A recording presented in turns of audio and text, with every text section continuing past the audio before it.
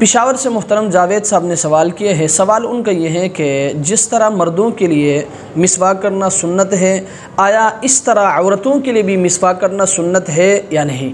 تو یاد رکھیں مسئلہ یہ ہے کہ عورتوں کے لیے بھی مسواک کرنا سنت ہے۔